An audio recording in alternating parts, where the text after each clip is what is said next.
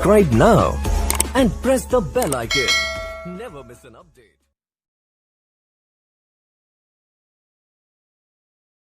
Hello दोस्तों, स्वागत है आप सबका स्टॉक रिसर्च यूट्यूब चैनल में। दोस्तों आज हम बात करेंगे SBI life insurance company limited के बारे में। तो एसबीआई में लाइफ आपको मैं काफ़ी बार दे चुका हूँ। 700 रुपीज़ के ऊपर मैं बाइंग के लिए दिया था। उसके बाद इसने 900 रुपीज़ का हाई बनाया और मैंने कहा था कि फिर से नीचे आएगा, तो फिर से आई थिंक 800 रुपीज़ के आसपास आया था। और मैंने कहा था जब ये 800 के नीचे आता है हमको बाई करना है, और जैसे 2-4% का प्रॉफिट होता है तो इस तरह से आप इसमें स्विंग ट्रेड कर सकते हो। तो ऐसा काफ़ी बार इसने प्रॉफिट दिया है। 800 के नीचे काफ़ी बार आया है पिछले 2-3 महीनों में। तो आप देख सकते हो यहाँ पे 875 का पहले भी हाई बनाया था 2 दिसंबर को। अगर आप मंथली चार्ट देखते हो तो यहाँ पे 2 दिसंबर को 875 का हाई बनाया। तो 875 का हाई इसका एक रेजिस्टेंट हो गया। अगर इसको तोड़ता है तो आगे 920 से 940 तक चलेगी पॉसिबिलिटी। तो यहाँ पे देखिए 21 दिसंबर को इसने लो बनाया था 840 का। ओके, तो इसके पहले भी ये काफ़ी बार ऊपर नीचे हो चुका है। तो 700 रुपीज़ के ऊपर हमने बाइंग के लिए दिया था जून जुलाई में, और उसके बाद देखें 913 का इसने हाई बनाया। और उसके बाद जो है उसने कभी भी 900 रुपीज़ के लेवल को टच नहीं किया। ओके, तो 900 रुपीज़ भी एक इसके लिए रेजिस्टेंट है। तो 900 रुपीज़ जैसे ही तोड़ेगा ये बाद में 1000 रुपीज़ के लेवल को टच जरूर करेगा। तो आज हम इसका पूरा डिटेल एनालिसिस करने वाले हैं। और जो भी 5 से 10 साल के लिए इन्वेस्टमेंट करना चाहते हैं उसके लिए इंश्योरेंस सेक्टर जो है काफ़ी बेस्ट सेक्टर है। ओके, मैं इंश्योरेंस सेक्टर की बात कर रहा हूँ। उसमें आप चाहे तो एसबीआई लाइफ के अंदर भी इन्वेस्टमेंट कर सकते हो, या फिर एचडीएफसी लाइफ के अंदर भी इन्वेस्टमेंट कर सकते हो, और आईसीआईसीआई तीनों के अंदर आप इन्वेस्टमेंट कर सकते हो। ICICI prudential life insurance. Okay, तो जो लाइफ इंश्योरेंस कंपनीज हो उनको क्या बेनिफिट है उसके बारे में आज हम बात करेंगे, और आगे आपको कितना बेनिफिट हो सकता है उसके बारे में बात करेंगे। जो भी नए लोग हैं प्लीज़ चैनल को सब्सक्राइब कर दीजिए, और भी किसी शेयर के बारे में जानना चाहते हैं प्लीज़ चैनल के नीचे कमेंट कीजिए। तो आपने अभी तक हमारी मेंबरशिप ज्वाइन नहीं की है, मेंबरशिप जरूर ज्वाइन कीजिए, उसमें आपको काफ़ी बढ़िया बेनिफिट हो सकता है। और हमने टेलीग्राम चैनल भी लॉन्च कर दिया है। लाइव मार्केट में आपको बढ़िया बढ़िया इंट्राडे के कॉल भी मिलते रहेंगे, और जैसे ही कोई भी लेटेस्ट न्यूज़ आएगी आपको टेलीग्राम में अपडेट हो जाएगी। तो टेलीग्राम का लिंक डिस्क्रिप्शन में आप वहाँ जाके ज्वाइन जरूर कर लीजिए। तो दोस्तों एक चीज़ आप समझ लीजिए कि इंश्योरेंस की जब बात आती है तो काफ़ी सारे इंडिया में अभी भी 70% लोग ऐसे हैं जिन्होंने इंश्योरेंस नहीं करवाया। ओके, तो अभी कोरोना की वजह से काफ़ी सारे लोगों को इंश्योरेंस के प्रति जागृति आई है। तो अब जो है लोग इंश्योरेंस कराने की तरफ दौड़ रहे हैं। ओके, तो इस साल कोरोना की वजह से इंश्योरेंस सेक्टर जो है उनको काफ़ी ज़्यादा फ़ायदा हुआ है, और इनकी सेल्स भी बढ़ी है। और एसबीआई लाइफ का जो Q2 का रिजल्ट आया उसमें इनकी नेट प्रॉफिट जो है डबल हो चुका है पिछले साल के कंपैरिजन में, वो भी मैं आपको बताऊंगा। तो इंश्योरेंस सेक्टर में काफ़ी बढ़िया ग्रोथ है। उसमें से भी एसबीआई लाइफ में क्यों ग्रोथ है वो उसके पीछे मैं आपको कई वीडियोस में बता चुका हूँ। तो एसबीआई लाइफ का जो नेटवर्क है, तो SBI state bank of India इसका प्रमोटर है, और एसबीआई की जो टोटल इंडिया में 22,000 से भी ज़्यादा ब्रांचेस है। ओके, तो नेटवर्क जो है काफ़ी बड़ा है एसबीआई का।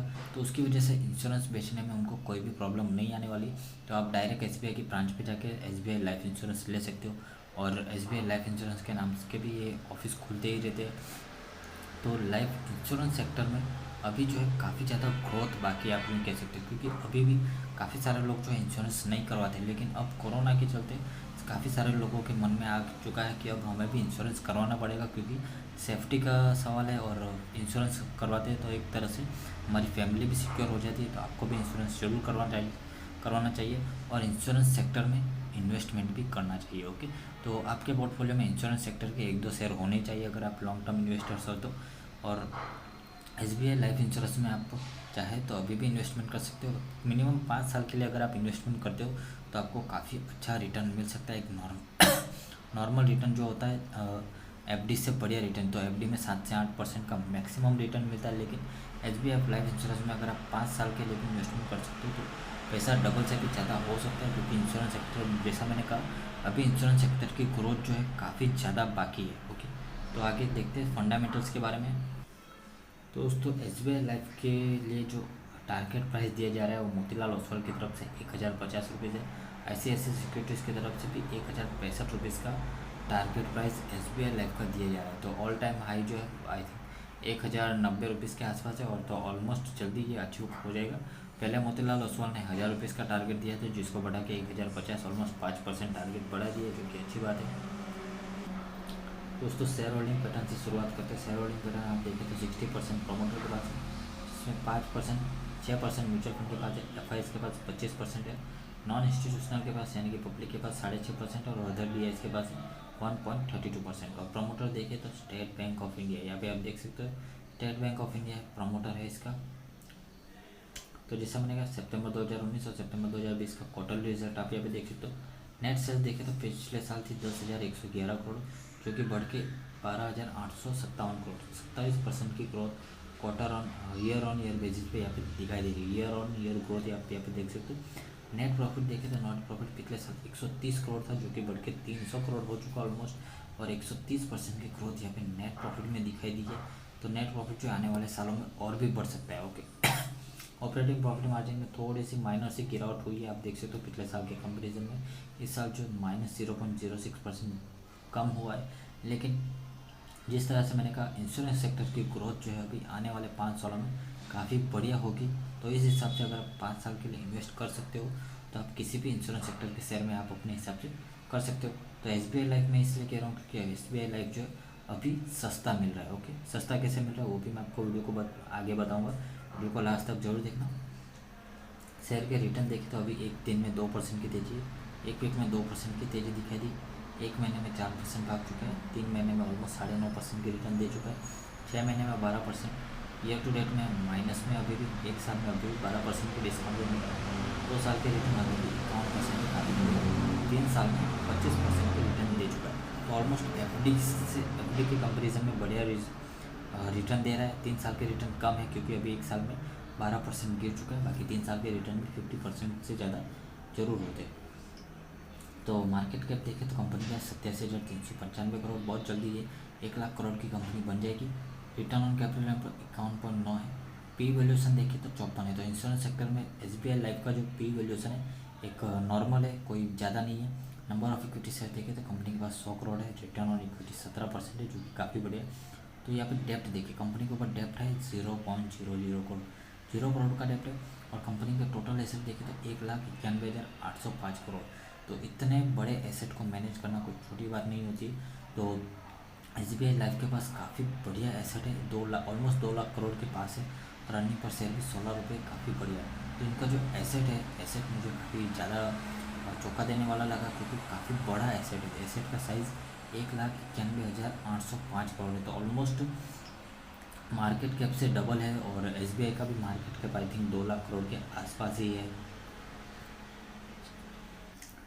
तो अगर आप पीयर कंपैरिजन करते हो, यानी कि बाकी सारी इंश्योरेंस कंपनी के साथ कंपैरिजन करते हो, तो यहाँ पे आप देख सकते हो HDFC लाइफ का पी वैल्यूएशन 99, SBI लाइफ का है 54, ICICI प्रूडेंशियल का है 67 के आसपास, ICICI लॉम्बार्ड पर, ये तो जनरल इंश्योरेंस है। लाइफ इंश्योरेंस में 3 कंपनीज अभी है, तो इसके अंदर सबसे सस्ता क्या मिल रहा है, SBI लाइफ इंश्योरेंस मिल रहा है। तो पी वैल्यूएशन के बारे में तो आपको पता ही होगा। तो अभी SBI लाइफ सस्ता मिल रहा है, तो अभी आप SBI लाइफ में माल उठा सकते हो। तो बाद में ये और भी ज़्यादा महंगा हो सकता है यहाँ पे, तो अभी आप माल उठा सकते हो। अभी इतना ज़्यादा भागा हुआ नहीं है ये शेयर। HDFC लाइफ जो है काफ़ी ज़्यादा भाग चुका है, ऑलमोस्ट एक साल में पॉजिटिव रिटर्न दे चुका है। तो मार्च 2013 से मार्च 2020 का अगर आप देखें तो सेल्स देखें तो यहाँ पे पहले 15,000 करोड़ से भी कम थी, जो कि अब ऑलमोस्ट 45 करोड़ पहुँच चुकी है। ओके 45,000 करोड़ तक पहुँच चुकी है, यानी कि 3 गुना हो चुकी है पिछले 7 सालों में। ओके नेट प्रॉफिट देखें तो यहाँ पे 630 करोड़ था, जो कि ऑलमोस्ट 1400 करोड़, यानी कि डबल से भी ज़्यादा हो चुकी है पिछले 7 सालों में। तो कंपनी की ग्रोथ जो है धीरे धीरे बढ़ रही है, एकदम स्टेबल ग्रोथ है, धीरे धीरे बढ़ रही है। और पीछे SBI का सपोर्ट है, तो यहाँ पे कोई भी चिंता की बात यहाँ पे है नहीं। कंपनी ऐसा नहीं है कि लेके भाग जाएगी, पैसा डूब जाएगी। कंपनी जो एक स्टेबल ग्रोथ है, और एक स्टेबल पोर्टफोलियो अगर आप बनाना चाहते हो तो इस तरह के शेयर में आपको जरूर इन्वेस्टमेंट करना चाहिए। कंपाउंडेड सेल्स ग्रोथ देखें तो 5 सालों में 13% है, 3 सालों में भी 13% है। और कंपाउंडेड सेल्स ग्रोथ है।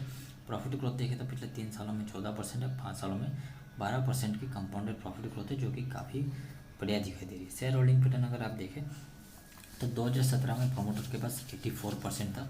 तो प्रमोटर जैसे कि PSU बैंक है, तो सरकार जो है का हिस्सेदारी अपनी कम करने में लगी रहती है, तो इसके अंदर गिरावट आती है। प्रमोटर्स शेयर्स बेचते हैं तो कोई बड़ी बात नहीं, PSU स्टॉक में होता रहता है।